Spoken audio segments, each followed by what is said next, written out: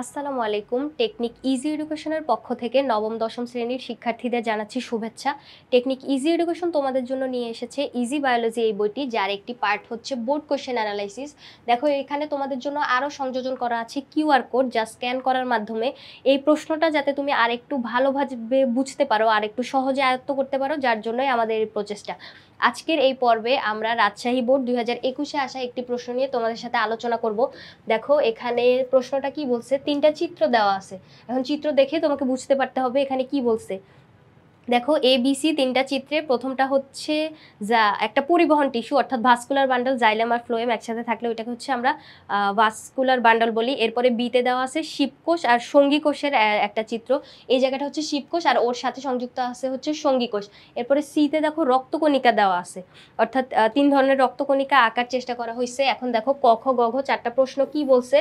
কতে বলছে নিষেক কি, খতে বলছে এইডসকে কেন ঘাতক ব্যাধি বলা হয়, গ নাম্বারে বলছে উদ্দীপকে সি চিত্রের উপাদানগুলোর কাজ ব্যাখ্যা করো, অর্থাৎ রক্তের যে কাজগুলো ওগুলো তোমার ব্যাখ্যা করা লাগবে। এরপরে উদ্দীপকে পরিবহনে এ আর বি এর ভূমিকা, উদ্ভিদের পরিবহনে, অর্থাৎ এই দুইটা যেহেতু পরিবহন টিস্যু, জাইলেম আর ফ্লোয়েম, দুইটারই বর্ণনা তোমাকে এখন দেওয়া লাগবে। এখন ডান পাশে দেখো প্রশ্নগুলোর বরাদ্দ নাম্বার দেওয়া আছে। চেষ্টা করবা যে প্রশ্নে যত নাম্বার বরাদ্দ সেই প্রশ্ন তত প্যারা করে লিখার। ক এর জন্য যেহেতু 1 নাম্বার বরাদ্দ, এটা হচ্ছে একটা জ্ঞানমূলক লাইন লিখবা। খ এর জন্য যেহেতু 2 নাম্বার বরাদ্দ, চেষ্টা করবা এখানে দুইটা প্যারা লিখার। প্রথমটা হচ্ছে ও জ্ঞানমূলক প্যারা হবে, পরেরটা হচ্ছে অনুধাবনমূলক প্যারা। আর গ আর ঘতে দেখো 3 আর 4 নাম্বার যেহেতু বরাদ্দ, তার মানে হিউজ একটা ইনফরমেশন তোমাকে এখানে দেওয়া লাগবে। দেখো এখানে ওনারাই হচ্ছে বলে দেয় যে ব্যাখ্যা করো, বিশ্লেষণ করো, অর্থাৎ ইনফরমেশন বেশি পরিমাণে দেওয়া লাগবে। এখন চলো আমরা উত্তরে যাই। নিষেক কি? মানে হচ্ছে দুই, আর নিষেক প্রক্রিয়া তো তোমরা জানোই যে উদ্ভিদের নিষেকের সময় যখন প্রায় একই সময়ে দুটি পুংজনন কোষ, একটি হচ্ছে ডিম্বাণুর সাথে মিলিত হবে, আরেকটা হচ্ছে গৌণ নিউক্লিয়াসের সাথে মিলিত হবে। একই সময়ে যখন এই দুইটা হচ্ছে মিলন ঘটবে তখন হচ্ছে তাকে নিষেক বলবো। নিষেক মানে হচ্ছে পুং আর স্ত্রী জননকোষের মিলনের ফলে হচ্ছে যে প্রক্রিয়াটা, মিলনের প্রক্রিয়াটাই হচ্ছে নিষেক। এখন বলতে দুইটা নিষেক একসাথে ঘটবে। দেখো আমরা জানি হচ্ছে পুং গ্যামেটোফাইটের উৎপত্তি যখন প্রথম অধ্যায়ে পড়ছিলাম, ওখানে হচ্ছে পুং গ্যামেটোফাইটের দুইটা পুংজনন কোষ তৈরি হয়েছিল। একটা পুংজনন কোষ ওই একই সময় যায় ডিম্বাণুর সাথে মিলিত হবে, অর্থাৎ ডিম্বাণুকে নিষিক্ত করবে। আর একটা হচ্ছে গৌণ নিউক্লিয়াস বা সেকেন্ডারি নিউক্লিয়াসের সাথে যায় মিলিত হবে। তখন হচ্ছে একই সময় যেহেতু দুইটা নিষেক হলো, তখন এটাকে নিষেক বলবো।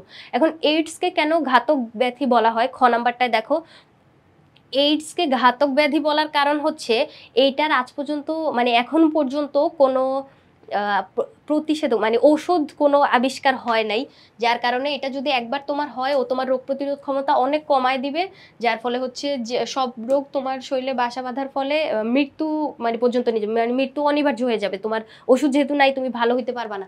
এখন এইডস রোগের প্রতিকারে কোনো ওষুধ আবিষ্কৃত হয়নি বলে একে ঘাতক ব্যাধি বলা হয়। এইচআইভি ভাইরাসের কারণে, দেখো হিউম্যান ইমিউনি ভাইরাসের কারণে হচ্ছে এই এইডস রোগটা হয়ে থাকে। এইডস রোগ হচ্ছে শ্বেত রক্তকণিকার ক্ষতি সাধন করে, যে কারণে হচ্ছে অ্যান্টিবডি তৈরিতে বিঘ্ন ঘটে। শ্বেত রক্তকণিকা হচ্ছে আমাদের শরীরে যে জীবাণু, বাইরে থেকে আগত যে কোনো জীবাণুকে হচ্ছে ধ্বংস করে।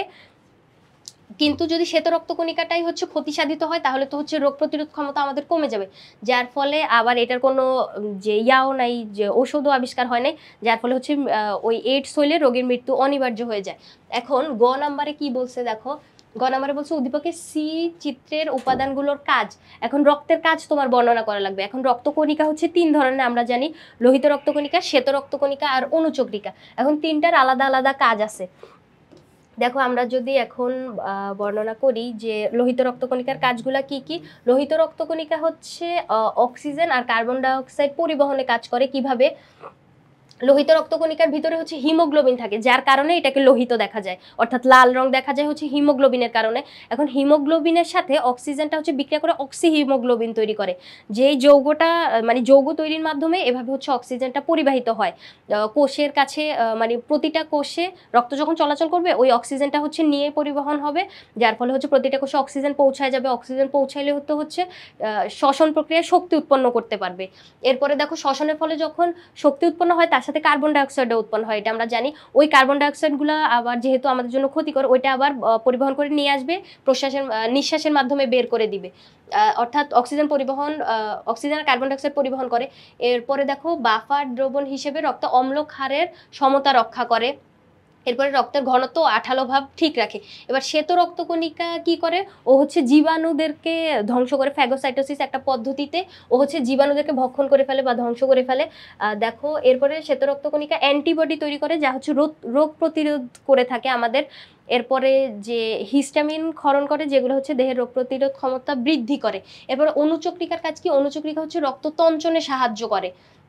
অনুচক্রিকা হচ্ছে কোনো জায়গায় যদি তোমার দেহে কোনো জায়গায় যদি ক্ষত তৈরি হয় বা কেটে যায়, তখন ওইটা হচ্ছে ক্লটিং ফ্যাক্টরগুলা ওই জায়গার রক্তটা হচ্ছে তোমার জমাট বাঁধায় রক্ত যাতে মানে দেহ থেকে আর বের না হয়ে যায়, যার জন্য হচ্ছে কাজ করে থাকে। তাহলে আমরা হচ্ছে এই তিনটার কাজ হচ্ছে বুঝতে পারলাম, লোহিত, শ্বেত আর অনুচক্রিকা তিনটার কাজই হচ্ছে এখানে আমরা বর্ণনা করে দিলাম।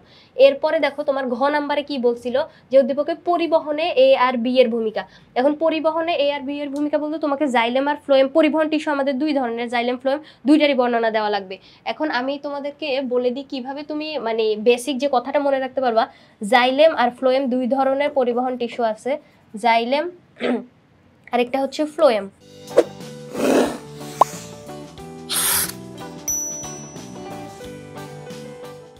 এখন মনে রাখবা কিভাবে, বোরকাজ্যতে জাইলেম, বোরকাজ্যতে জল, ও হচ্ছে জল পরিবহন করবে। আর ফতে ফ্লোয়েম, ফতে হচ্ছে ফুড, তার মানে ও হচ্ছে খাদ্য পুষ্টি পরিবহন করবে। উদ্ভিদের দেহে পরিবহন আসেই হচ্ছে দুইটা, একটা হচ্ছে মূলরম থেকে পানি আর খনিজ লবণ শোষণ করে পাতায় পৌঁছাবে, আর একটা হচ্ছে পাতায় তৈরি খাদ্য উদ্ভিদের সবগুলা কোষে পৌঁছায় দিবে, কারণ খাদ্য পুষ্টি না পৌঁছালে তো কোষগুলা মারা যাবে। এখন এই দুই ধরনের পরিবহনই দেখা যায়। তাহলে একটা হচ্ছে মাটি থেকে পানি আর খনিজ লবণ পরিবহন করবা, আরেকটা হচ্ছে ওখানে তৈরি খাদ্য সব জায়গায় ছড়াই দিবা। এখন জাইলেম জল, মানে মনে রাখবা জল, কিন্তু খাতায় লিখবে হচ্ছে পানি আর খনিজ লবণ, যে দুইটাকে একসাথে বলে হচ্ছে কোষ রস।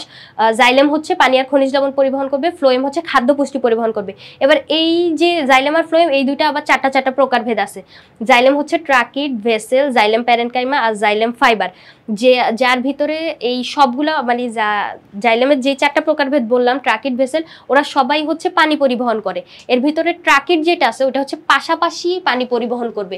দেখো আমি যদি দুইটা ট্রাকিড এখানে আঁকি, দেখো একটা ট্রাকিড আর একটা ট্রাকিড এরকম থাকে, আর ওদের মাঝখানে হচ্ছে কতগুলো ছিদ্র থাকে বা কূপ এলাকা থাকে।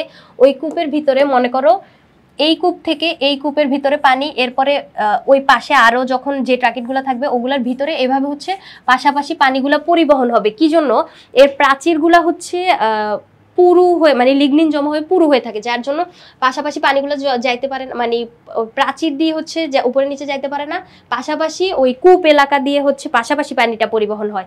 তার মানে ট্রাকিট হচ্ছে পাশাপাশি পানি পরিবহন করবে। আর ভেসেল কিরকম দেখো, ভেসেল যেটা ও কোষটা ও হচ্ছে এরকম খাটো মোটা চোঙের মতো, তারপর নিচে আরেকটা ভেসেল থাকবে এরকম, এটার নিচে আরেকটা ভেসেল থাকবে।